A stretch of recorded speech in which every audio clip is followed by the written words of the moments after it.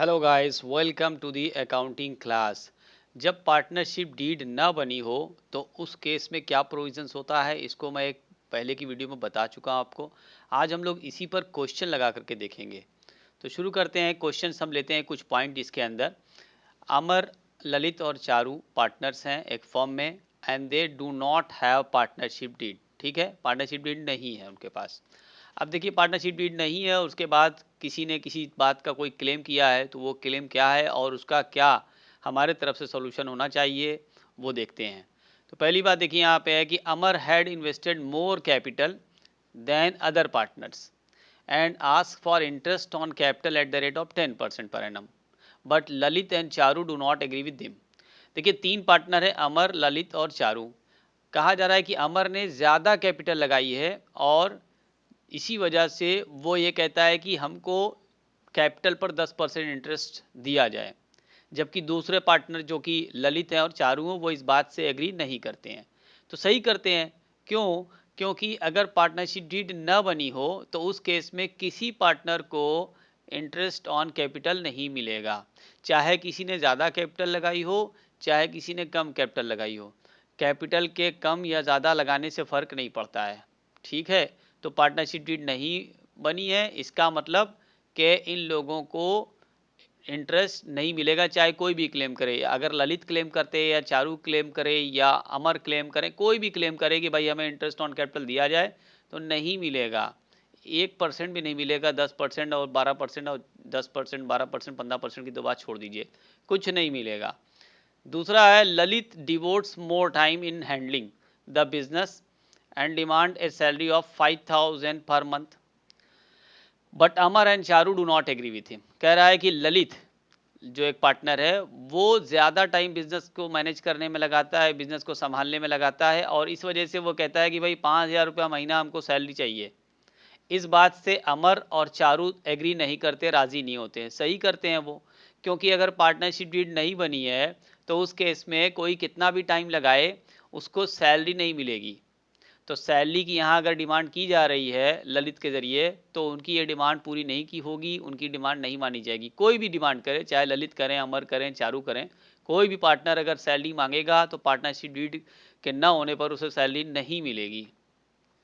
तीसरी है कि Charu demands interest on loan of 50,000 given by her at the rate of 12% per annum. हाँ, ये है कि चारू एक पार्टनर है, ये जो तीसरा नंबर पर है, इसने फॉर्म को लोन दिया है। कितना दिया है? 50,000 रुपये दिया है, और इस लोन पर वो डिमांड करती है कि 12% उसे इंटरेस्ट मिले।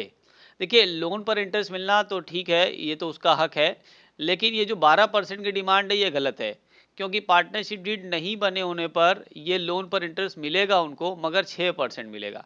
6% से ज़्यादा न कम नहीं मिलेगा। तो ये 12% अगर डिमांड कर रही चारू अपने लोन पर, तो ये गलत डिमांड है, इनको 6% लोन दिया जा सकता है। तो यही सब चीज़ें थी, इस इशू को इस तरीके से हमने सॉल्व कर लिया। अभी इसी क्वेश्चन को और हम 3 पॉइंट और बढ़ा करके ले लेते हैं, उसको फिर देखते हैं और कुछ अलग तरह का पॉइंट। वही 3 पार्टनर हैं, अमर, ललित और चारू, और पार्टनरशिप डीड नहीं बनी है। तो अब देखते हैं। अमर विड्रू ₹10,000 फ्रॉम द फर्म। अमर ने फर्म से 10,000 रुपया ड्रॉ कर लिया है, निकाल लिया है, कर पर्सनल यूज़ के लिए, यानी ड्राइंग हो गई है। ललित और चारू डिमांड करते हैं कि interest on drawings B charge from him at the rate of 10% per annum. ये दोनों पार्टनर जो दूसरे हैं, ललित और चारू, वो ये कहते हैं कि इसने पैसा निकाला है बिजनेस से, 10,000 रुपये ड्राइंग की है, इसके ड्राइंग पर 10% इंटरेस्ट चार्ज करो। वो गलत कहते हैं, क्योंकि अगर पार्टनरशिप डीड नहीं बनी है तो किसी भी ड्राइंग पर कोई इंटरेस्ट चार्ज नहीं किया जा सकता है। तो ये कहना ललित और चारू का कि इंटरेस्ट ऑन ड्राइंग चार्ज करो, वो भी 10%, कोई परसेंट चार्ज नहीं हो सकता, 1% भी इंटरेस्ट चार्ज नहीं हो सकता है अगर से पार्टनरशिप डीड नहीं बनी है तो। आगे है, profit for the year before the above claims was 50,000। Amar demands profit to be distributed in the capital ratio. अच्छा, जो भी प्रॉफिट हो, सारी चीज़ों को करने के बाद पीएल अप्रोप्रिएशन अकाउंट जब आप बनाते हैं तो उसके बाद लास्ट में डिविजिबल प्रॉफिट आता है। वो डिविजिबल प्रॉफिट जो होता है, अगर पार्टनरशिप डीड नहीं बनी है, उसको हमेशा इक्वल रेशियो में बटेगा, इक्वल। ओके, तो अगर ये डिमांड है कि कैपिटल रेशियो में बांटा जाए, तो ये गलत डिमांड है।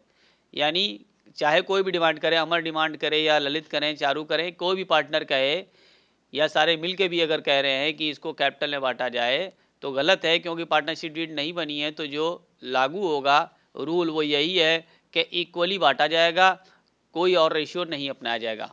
3 पार्टनर अगर हैं तो इक्वली का मतलब 1/3, 1/3, 1/3। अगर 2 पार्टनर हैं तो 1/2, 1/2 हो जाएगा। Lalit wants to introduce his son Inder as partner, Charu objects to his proposal. Lalit जो अपने बेटे को चाहता है, जिसके बेटे का नाम है इंदर, वो चाहता है कि अपने बेटे को भी पार्टनर की तरह इस फर्म में शामिल कर दे, जिसके अंदर अमर, ललित और चारू पहले से हैं। तो ललित अपने बेटे को भी लाना चाहता है, मगर इस बात से ऑब्जेक्शन है चारू को। चारू ऐसा नहीं चाहती है, चारू इसके इस काम को नहीं चाहती है। तो ये अगर चारू ना चाहे या कोई भी एक पार्टनर भी अगर इस बात को ऑब्जेक्ट कर देगा, तो पार्टनरशिप के अंदर कोई भी पर्सन नया पार्टनर नहीं बन सकता है। पार्टनर बनने के लिए सारे पार्टनर की कंसेंट जरूरी है। All partners consent, all partners consent, यानी सब जब तैयार होंगे किसी भी काम के लिए तभी होगा। अगर एक पार्टनर ने भी ऑब्जेक्शन कर दिया, चाहे वो चारू करें, अमर करें, ललित करें, कोई करे, एक पर्सन ने भी अगर ऑब्जेक्शन कर दिया कि भाई इसको हम नहीं बना सकते पार्टनर, चाहे वो किसी का बेटा ही क्यों ना हो, पार्टनर का बेटा ही क्यों ना हो, उसका भाई ही क्यों ना हो, नहीं बनाया जा सकता अगर किसी ने ऑब्जेक्शन कर दिया।